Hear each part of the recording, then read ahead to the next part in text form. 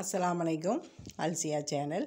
இன்றைக்கி அல்சியா சேனலில் என்னதுன்னா, மட்டன் எப்படி மிளகு ஜீரகம் போட்டு வைக்கிறதுன்னு காட்டுறேன். 300 மட்டன் எடுத்திருக்கேன். எலும்பு போட்டு ஈரல் போட்டு எடுத்திருக்கேன். அதை ஒரு 10 நிமிஷம் தயிர்லேயே ஊற வச்சுட்டேன். தயிர் 1/4 கப்பு விடுங்க. இல்லைனா இந்த ஸ்பூனுக்கு 1 ஸ்பூன், இல்லைனா இந்த ஸ்பூனுக்கு 1 ஸ்பூன் விடுங்க. இந்த வட்டை கரண்டிக்கு 1 ஸ்பூன் தயிர் விடுங்க. அதுக்கப்புறம் இப்போது அதுக்கு கொஞ்சோண்டு நாட்டு உள்ளி, கொஞ்சம் சோம்பு, பட்டை, ரம்ப இலை, இது அன்னாசி பூ, 3 கிராம்பு, இவ்வளோத்தையும் நல்லா இந்த தட்டுக்கல்லில் வச்சு தட்டிடுவேன். ஏலக்காய் நான் சொன்ன மாதிரி ஏலக்காய் நான் பொடி வச்சுருக்கனால அந்த பொடி தான் போடுவேன். நீங்கள் ஏலக்காயை போட்டு இடித்தாலும் தட்டினாலும் பரவாயில்லை. நான் ஏலக்காய் பொடி தான் போடுவேன். இதான் ஏலக்காய் பொடி. இப்போ இஞ்சி பூண்டு பேஸ்ட்டு, இஞ்சும் பூண்டு மட்டும் 1/4 கிலோ இஞ்சினா 1/4 கிலோ பூண்டு சரிக்கு சமம் வச்சு தான் அரைப்பேன். அப்போ தான் நல்லாயிருக்கும். பூண்டு அடிக்கடி உடம்புக்கு சேர்க்குறது உடம்புக்கும் நல்லது. இப்போ இதில் நான் ஏற்கனவே பொடித்து வைத்த ஏலக்காய் பொடி இப்படி தான் வைக்குவேன். ஏன்னா இந்த இஞ்சி பூண்டு பேஸ்ட்டை மீன் குழம்புக்கு மசாலா, மீன் 65 மசாலா தடவும் போது மீன் வறுக்கும் போது இந்த இஞ்சி பூண்டு பேஸ்ட்டு தான் நான் போடுவேன்.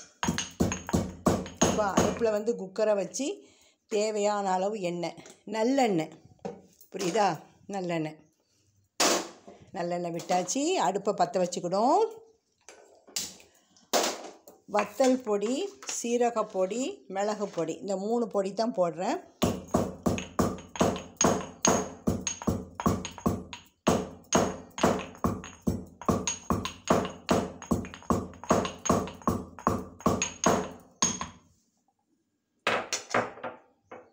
நாட்டு உள்ளி முழுசாக போடணும். அது பொடியாக போடுறா இருந்தாலும் போடலாம். சின்ன குட்டி உள்ளினா முழுசாக போடுங்க, நல்லா இருக்கும். இதில் ஒரு சொட்டு தண்ணி ஊற்றி நம்ம மட்டனை தண்ணி ஊற்றும் போது ஊற்றிக்கலாம். தயிர் 1/4 கப்பு விட்டுருக்கேன். கரண்டி அளவு சொல்லிட்டேன். இப்போ எண்ணெய் காயட்டும். அதுக்கடியில் ஆரஞ்சு ஜூஸுக்கு சாத்துக்குடி ஆரஞ்சு வச்சு ஜூஸ் இங்கே வச்சு புழிஞ்சிட்டு இப்படி புழிஞ்சாலே போதும்.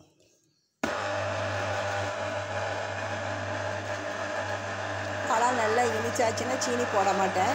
இல்லைன்னா 1 ஸ்பூன் சீனி போடுவேன். இந்த 4 ஆரஞ்சு பழம், 1 டம்ளருக்கு 2 பழம். தண்ணி இவ்வளோ தான் ஊற்றுவேன். நீங்கள் தண்ணி ஊற்றாமலையும் குடிக்கலாம். இப்போ இது காஞ்சிருச்சு. தட்டி வச்ச இது போட்டாச்சு. அப்புறம் ரம்ப இலை போட்டாச்சு. கருவேப்பிலை போடணும். கருவேப்பிலை பாக்ஸில் உருவி வைக்கணும், உருவாமல் வச்சுருக்கேன். தேவையான அளவு கருவேப்பிலை, ஏற்கனவே நறுக்கிய வெங்காயம், சின்ன வெங்காயம் போட்டு கறியக்கூடாது.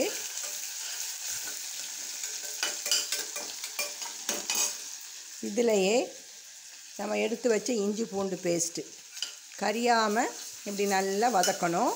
வதக்கிட்டு இருக்கும் போதே எண்ணெயில் நம்ம சீரகப்பொடி இப்படி வதக்கிக்கிட்டு இருக்கும் போதே சீரகப்பொடி 1 ஸ்பூன், 300 மட்டனுக்கு பாருங்கள் 1 ஸ்பூன் நிறையா. பெப்பர் பொடி 1/2 ஸ்பூன் பாருங்கள். வத்தல் பொடி உங்கள் காரத்துக்கு ஏற்றப்படி. இது நான் வீட்டிலே தான் மிஷினில் கொடுத்து திரிப்பேன். காஷ்மீர் வத்தல் 1/4 கிலோ, 100 நாட்டு வத்தல் போட்டு இப்படி திரித்து வச்சுக்கிடுவேன்.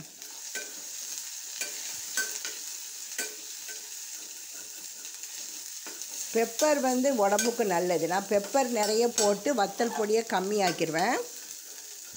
நல்லா பொன்னிறமாக வாசம் வர கறியாமல் வதக்கணும்.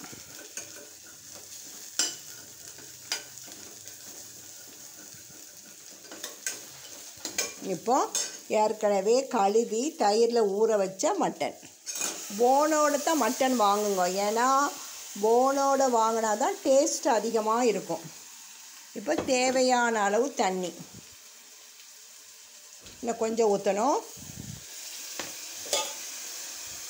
ஒரு கப்பு அளவுக்கு நான் தண்ணி விடுறேன். உப்பு காரம் எல்லாம் கரெக்டானு பார்த்துட்டு பட்டன் போட்டு 10 நிமிஷம் மட்டன் ரெடி ஆயிரும்.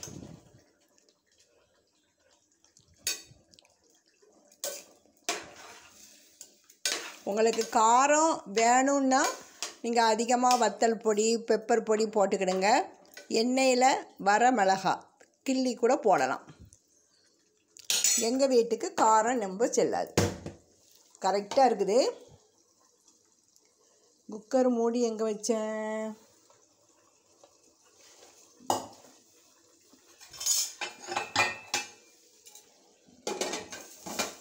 ப்ரெஷர் வந்ததுக்கப்புறம் பட்டன் போட்டுட்டு கரெக்டாக 10 நிமிஷம் மட்டன் கிரேவி ரெடி ஆகிடும். இப்போ இதையெல்லாம்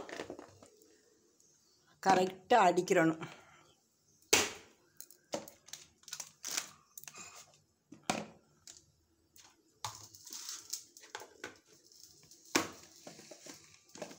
மஞ்சள் கலருக்கு மஞ்சள் பொடிக்கு மஞ்சள் கலர் மூடி, சில்லி பொடிக்கு ரோஸ் கலர் மூடி.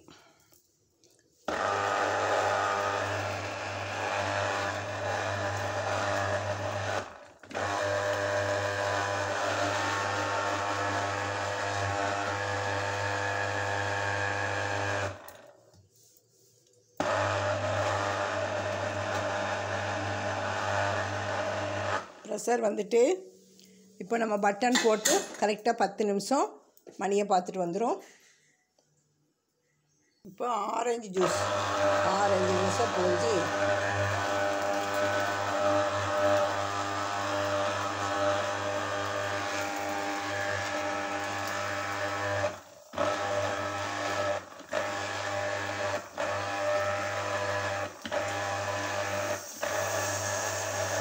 இந்த ஆரஞ்சு வந்து 1996 நான் வாங்கினேன். நான் மெட்ராஸில் இருக்கும்போது நம்ம அதை மெயின்டெனன்ஸ் பண்ணுறதை வச்சு அது அவ்வளோ நாள் நமக்கு உதவும், ரிப்பேர் ஆகாது. இது ரொம்ப அமுக்கக்கூடாது, லைட்டாக வச்சாலே போதும்.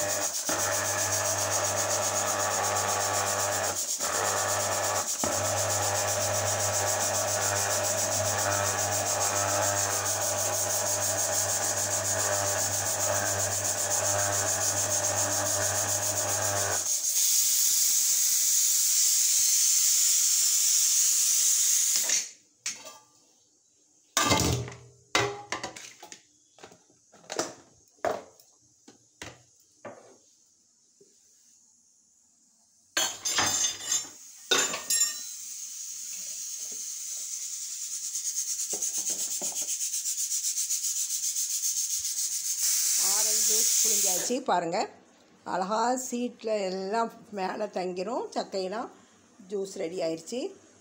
இது வந்து நம்ம ஆரஞ்சு பழம் வந்து இனிப்பாக இருந்தாச்சுன்னா சீனி போட வேண்டிய தேவையில்லை, அப்படியே குடிச்சிடலாம்.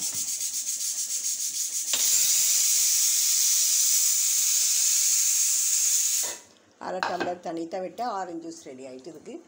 சுகர் போடுறாங்க, சுகர் போட்டுக்கணும். இந்த ஜூஸ் இதை கழுவிடும்.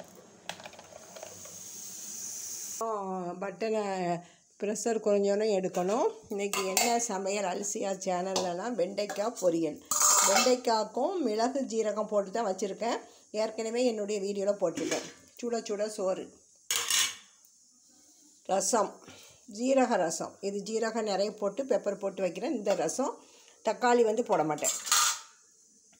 அதுக்கப்புறம் இப்போ இதில் ப்ரெஷர் போயிடுச்சான்னு பார்த்துட்டு இதை எடுக்க வேண்டியது தான். அப்புறம் ஒரு பப்பாயா இருக்குது, இந்த பப்பாயா வெட்டணும். இதை இன்றைக்கி மட்டனில் போட்டு வைக்கணும்னு நினச்சேன். இது தோல் உரிக்க எரிச்சப்பட்டு போடலை. இது வந்து பலாப்பழத்தில் உள்ள கொட்டை. இது வந்து இன்றைக்கி மட்டனோடு போட்டு வைக்கணும்னு நினச்சேன். சரி, இன்ஷா அல்லாஹ் இன்னொரு வீடியோவில் மட்டன் குழம்பு வைக்கும் போது உங்களுக்கு வச்சு காட்டுறேன். இது வந்து பப்பாயா. இந்த பப்பாயா தினம் ஒரு பழம் சாப்பிடணும். இதை இப்போ வெட்டி வைக்கணும். சரியா? இப்போ இதில் ப்ரெஷர் குறைஞ்சோடனே மட்டன் எப்படி வந்திருக்குங்கிறத காட்டுறேன். ப்ரெஷர் குறைஞ்சிட்டு இப்போ நம்ம குக்கரை ஓப்பன் பண்ணிப்போம். பாருங்கள், மட்டன் கிரேவி ரெடி ஆகிட்டு. நான் இன்றைக்கி வந்து பாருங்கள், கிட்னி, ஈரல், எலும்பு எல்லாம் போட்டு தான் மட்டன் வாங்குவேன். அப்போ தான் நல்லாயிருக்கும். வயதானவங்களுக்கு இந்த கிட்னி கொடுங்க, சாஃப்டாக இருக்கும். தொடக்கறி வாங்குங்க, தொடக்கறி தான் ரொம்ப மெதுவாக இருக்கும். இதுதான் அல்சியா சேனலில் டுடே சமையல். நீங்கள் லைக் பண்ணிவிட்டு வீடியோ பாருங்கள். இன்ஷா அல்லாஹ் நாளைக்கு ஒரு வீடியோ போடுறேன். இது பண்ணி பார்த்துட்டு எனக்கு சொல்லுங்கள் எப்படி இருக்குதுன்னு. மிளகு போட்டு பண்ணும்போது இந்த மட்டன் ரொம்ப சுவையாக இருக்கும். மறுநாள் இருந்தாச்சுன்னா இதை என்ன பண்ணுங்கள், ஒரு ஸ்பூன் நிறைய நெய் விட்டு இதை அப்படியே நான்ஸ்டிக்கில் இல்லைன்னா இந்த குக்கரில் அடிப்பிடிக்காமல் அப்படியே ப்ரௌன் கலரில் வர அப்படியே கிளறணும். அது ரொம்ப சுவையாக இருக்கும். அஸ்ஸலாமு அலைக்கும்.